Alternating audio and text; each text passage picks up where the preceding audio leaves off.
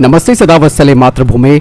जय हिंद दोस्तों देश को नए चीफ ऑफ डिफेंस स्टाफ यानी कि सीडीएस मिल गए हैं, जो कि देश के दूसरे सीडीएस के तौर पर अपना कार्यभार संभालेंगे। इससे पहले दिवंगत हुए हमारे सीडीएस जनरल विपिन रावत जी ने भारतीय आर्म फोर्सेस में अहम योगदान दिया था, जिसे कभी भुलाया नहीं जा सकता। ऐसे में नए सीडीएस के बारे में भी हमें जानना बेहद जरूरी है। आखिर कौन है lieutenant general retired Anil Chauhan? दरअसल दोस्तों, lieutenant general retired Anil Chauhan पिछले साल 31 मई को 40 साल की सेवा के बाद general officer commanding in chief पूर्वी कमान के पद से रिटायर हुए थे।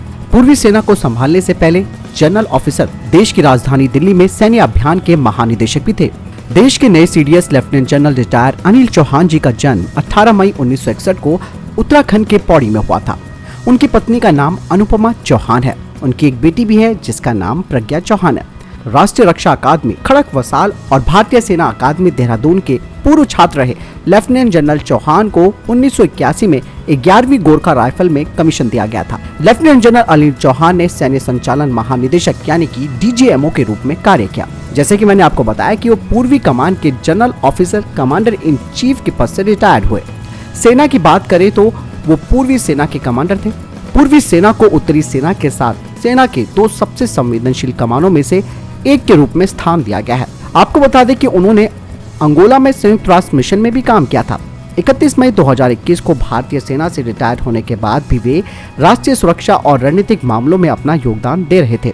वे राष्ट्रीय सुरक्षा परिषद कार्यालय में कार्यरत थे। इतना ही नहीं, कहा यह भी जाता है कि राष्ट्रीय सुरक्षा सलाहकार अजीत डोभाल से भी उनका घनिष्ठ संबंध है। नए सीडीएस चौहान जनरल विपिन रावत जी की तरह ही 11वीं गोरखा राइफल से हैं। इसके साथ ही ये भी उत्तराखंड के रहने वाले हैं।